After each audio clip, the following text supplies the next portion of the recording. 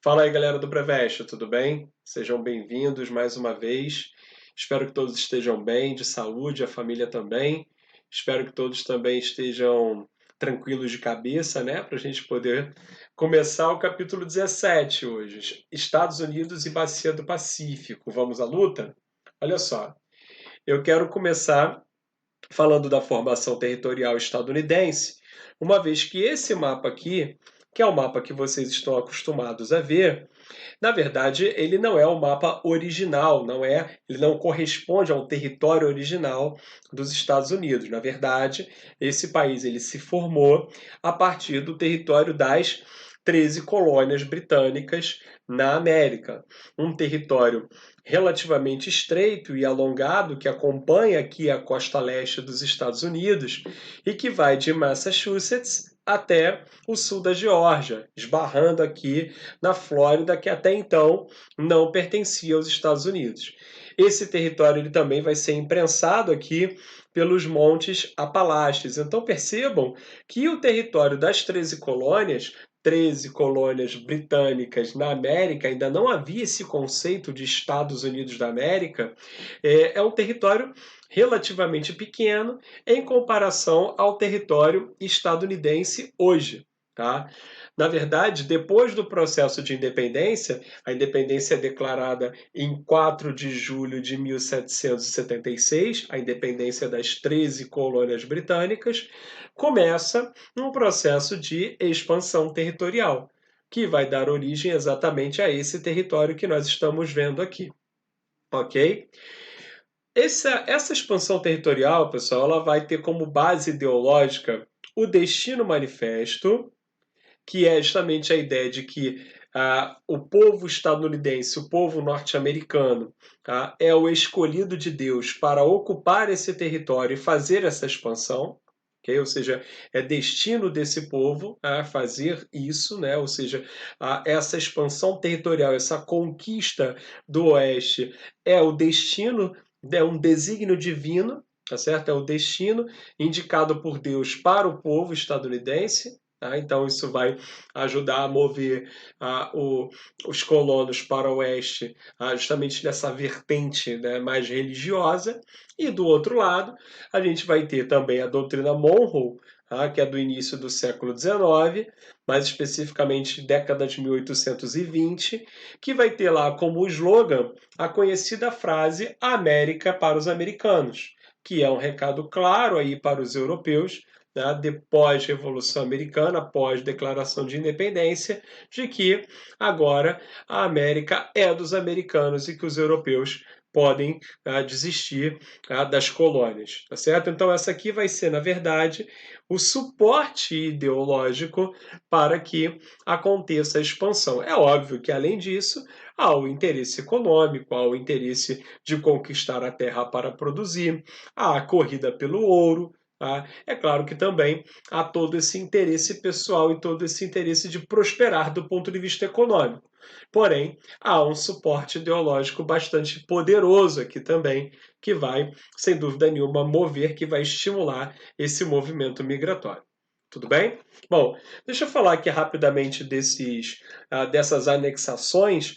Essa parte mais em rosa, que vocês estão vendo aqui, uma espécie de extensão do território das 13 colônias, ele vai ser conquistado junto aos britânicos nos processos pós-guerra de independência. Essa parte aqui, no meio oeste estadunidense, que é a Louisiana, vai ser comprada junto aos franceses, a Flórida vai ser comprada junto aos espanhóis e o Oregon também vai ser comprado junto aos britânicos. Essa parte do território aqui, tá, que corresponde hoje basicamente ao Texas e à Califórnia, pertencia, na verdade, à colônia, a colônia que deu origem ao México. Okay? E esse território ele vai ser ocupado por colonos estadunidenses que vão acabar justificando a anexação desses territórios. O México perde esses territórios, o México vai estar com muitas dificuldades ao longo do século XIX para definir as suas fronteiras, para se organizar do ponto de vista político, e isso vai contribuir bastante para que os Estados Unidos partam para a anexação desses dois territórios. Isso vai gerar, inclusive, uma frase célebre de um presidente dos Estados Unidos chamado Lázaro Cárdenas. Ele, da década de 1920, ele vai dizer o seguinte, abre aspas, pobre México, tão longe de Deus, tão perto dos Estados Unidos. Fecha aspas. É uma referência que ele faz exatamente essa dificuldade que o México vai ter de estar próximo, de ser o vizinho ali dos Estados Unidos, e sobretudo com relação a essas perdas territoriais que o México vai acabar tendo no momento da definição das fronteiras, tá certo? Então, forma-se aí o território estadunidense da maneira como a gente conhece hoje, tá? Pelo menos o território contínuo. A gente não está considerando aqui ainda o Alasca e o arquipélago do Havaí. E uma outra questão interessante do ponto de vista da formação territorial, política, ou seja, a gênese do país Estados Unidos da América, vai ser a Guerra de Secessão, que é a guerra civil entre as colônias do Norte e as colônias do Sul. A gente sabe que as colônias do Norte, os representantes, né, das colônias do Norte, defendiam uma ideologia mais progressista, o trabalho assalariado, o desenvolvimentismo, a manufatura. E, enquanto isso, os colonos do Sul defendiam um outro modelo de sociedade, o plantation, a monocultura voltada para a exportação, a escravidão. Era um modelo, inclusive, muito similar ao modelo brasileiro. Ok? A vitória do Norte na Guerra de Secessão, que é de 1850, vai ser muito importante para que os Estados Unidos se transformem na potência que é hoje. Por quê? A partir da vitória dos colonos do Norte, essa ideologia desenvolvimentista ela vai se espalhar pelo país. Tá? Ela vai se consolidar como uma ideologia de desenvolvimento estadunidense, tá? De maneira efetiva. Então, isso, sem dúvida, que vai ser muito importante, vai ser crucial, eu diria, para que vai ser um marco histórico, um divisor de águas mesmo, na história econômica e social dos Estados Unidos. É muito difícil a gente raciocinar sobre hipóteses, mas se o Sul tivesse vencido, muito provavelmente uma outra ideologia iria predominar, uma ideologia de, como eu falei, agrário exportadora, escravista, e não dá para, bom, não dá para a gente dizer no que iria se transformar os Estados Unidos. Não dá nem para dizer se ainda existiria Estados Unidos da maneira como a gente conhece, tá certo? Mas, com a vitória dos colonos do Norte, foi possível traçar um caminho de desenvolvimento. Tudo bem? Beleza? Bom, continuando lá com os nossos slides, ó. A independência vai acontecer em 1º de julho de 1776, né? Ela vai ser declarada, na verdade, a guerra continua, mas ela vai ser declarada exatamente aqui. Em 1867, vai ser anexado junto à Rússia o Alasca, o território do Alasca, que é um território enorme, de 1.700.000 quilômetros quadrados. O valor vai ser de 7.200.000 dólares. É claro que esses valores atualizados são bem diferentes.